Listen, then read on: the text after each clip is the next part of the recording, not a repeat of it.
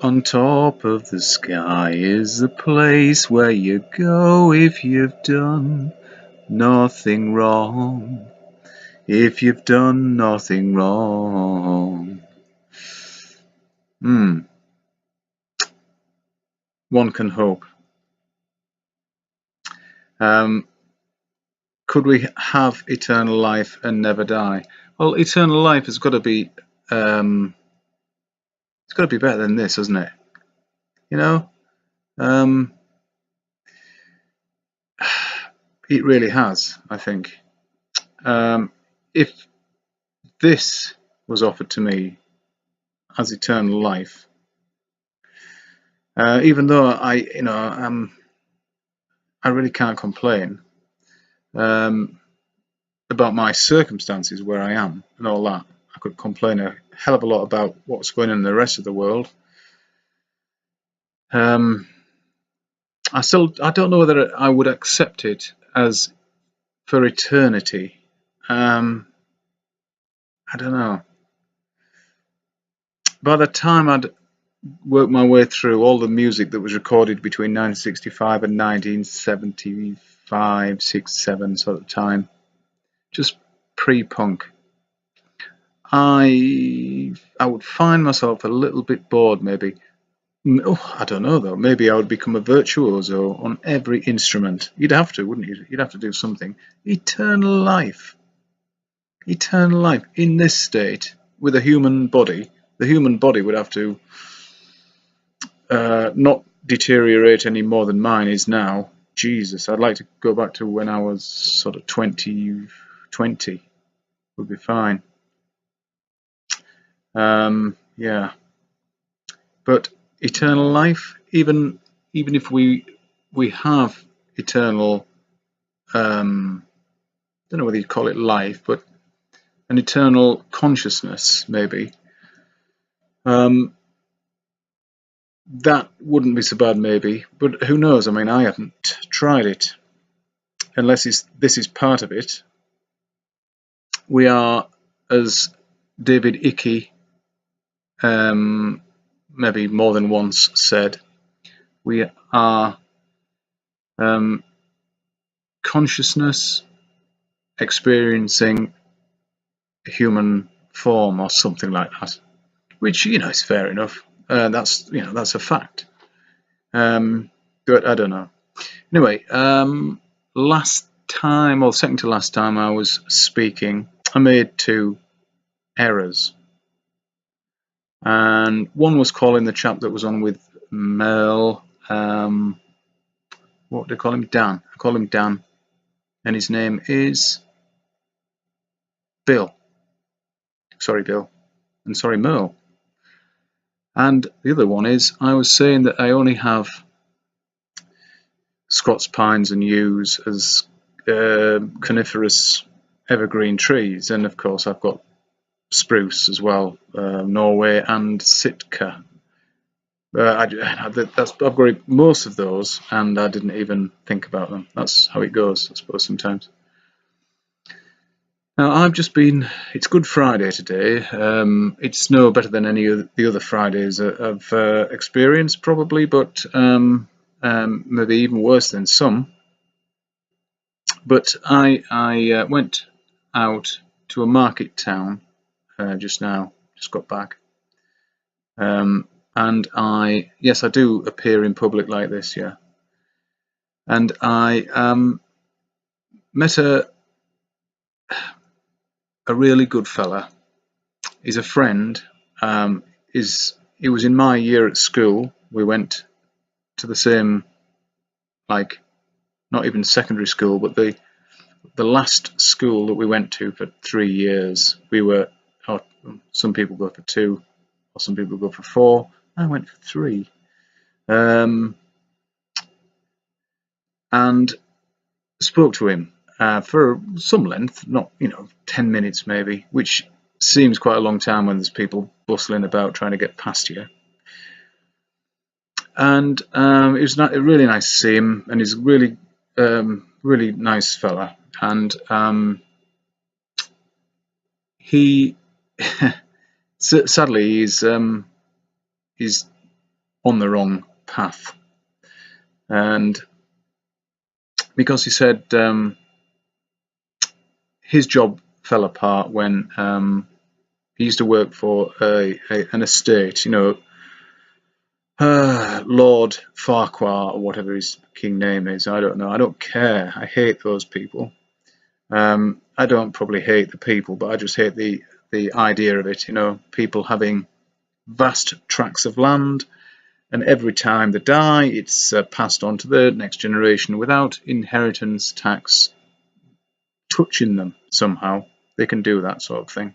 They just know all the loopholes. There shouldn't be any loopholes, but they know them all and apply them. So since William the Conqueror gave these people who were loyal to him and killed loads of indigenous people, where have we heard that before? Throughout history, it just happens all the time. And they were awarded these parts of Britain. And for 1,000 years, they've kept them. So the inheritance tax can't be working. So anyway, he worked for one of the estates, hated the gamekeepers and their practices, as I do, killing all the raptors and the weasels and the stoats and anything that that would eat the pheasants and grouse and whatever have you. And he's unemployed, and he's not that bothered about it, I don't think. Good on him. And I was just saying, well, you know, I prefer not to work because blah blah. And then I said, I'd like to stay. I want to stay alive just to see what happens next. And he said, yeah. These toffs, they're gonna fall. And I said, oh, hopefully sooner than you think. And he said, yeah, because the poles are shifting.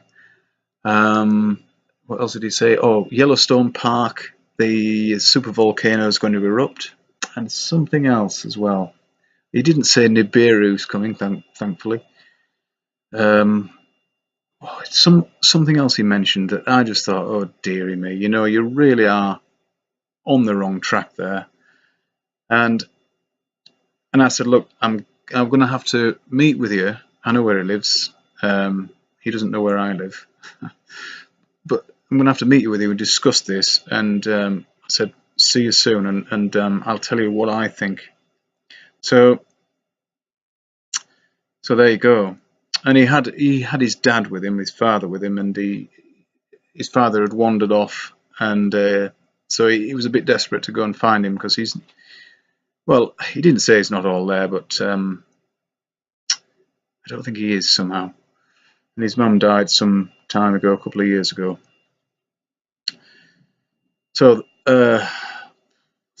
that's that, yeah. So obviously, there's no pole shift going on. The magnetic forces that are on the Earth seem to change all the time. The magnetic declinations alter the shift all the time. I don't know why, but I think that is quite the thing. I wouldn't say they'd just flip or massively change in 10 minutes. It'll be quite gradual, I would have thought. So you could still navigate, but people navigate and think that the needle on their compass points north. Well, if you look on the little dial, it says north, and you can make it point to the N. But it's really just following the lines, the magnetic field lines, and no doubt if you went close to the magnetic north, it would point very much to that, whatever it is, up there, Mount Meru, maybe, or who knows. But we should go and find out. That's what I want to do. I really would love to go and find out. I know you can go on an expedition to the North Pole. No, you can't. See, this is the thing. You might have seen in this country we have a television. Well, we had a television program called Top Gear. I don't know whether it's still going, but a few years ago now, I think it was 2007 or 8 or something like that. So it's 10 or 11 years ago, maybe even more. This team of people who present said program, 3 blokes, supposedly went to the North Pole in a car, in a kind of modified Toyota Hilux pickup. And at the time, I thought that was brilliant. I really did. I was amazed that they could do it, and thrilled actually. But now I know it's all nonsense, and you can sail in a boat to the North Pole. Yet they went on land. Oh, there's my kettle boiling. Excuse me. Yeah, you can take a boat to the North Pole, and Pete and Peter showed a film of this happening, and the people were there with their sat navs, their phones, apps, sat nav nonsense. Thought they were on the North Pole or over the North Pole. Now, okay, so Top Gear go in a car. They didn't get wet, and you can go as a tourist on a boat. Does that make sense? Not to me. I don't care whether it's summer, winter, what the hell. There's always ice over the North Pole, so we are led to believe. So one of them, both of them, or none of them are wrong. You choose. I know what I think. I think Top Gear full of shit, and of course you don't go over the North Pole in a boat. They're full of shit as well. So obviously the app on your phone can be, who programmed it? Was it people? Probably was, wasn't it? Well, so people can program what the hell they like in there. So don't trust that shit. And another thing, I was working in Robin Hood's Bay not so long ago, and in Robin Hood's Bay, it's a lovely place. I'm spoilt for lovely places around here. I really am. But I just said to my friend, who thinks I'm crazy for knowing the Earth is flat, I said to him, this is a different friend from the one I mentioned earlier, by the way. I said to him, have you noticed how all satellite dishes don't point up there where the satellites supposedly are? They point actually horizontally to the nearest mast, like a phone mast or whatever. He says, no. So look at them all.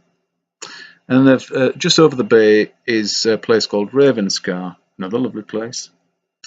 And that's where a mast is positioned, and that's where the satellite dish was pointing. Coincidence? Of course not. So wise up, people. If you still think you're living on a spinning ball, you are a complete numpty. Just put your ego on the shelf just for a few moments and let the truth flow over you, the objective reality for what it is, because it is what it is, and it won't change. And no matter how much you believe and want the spinning ball and space and Star Wars and Doctor Who and Star Trek and all that fucking shite, it is just a load of nonsense.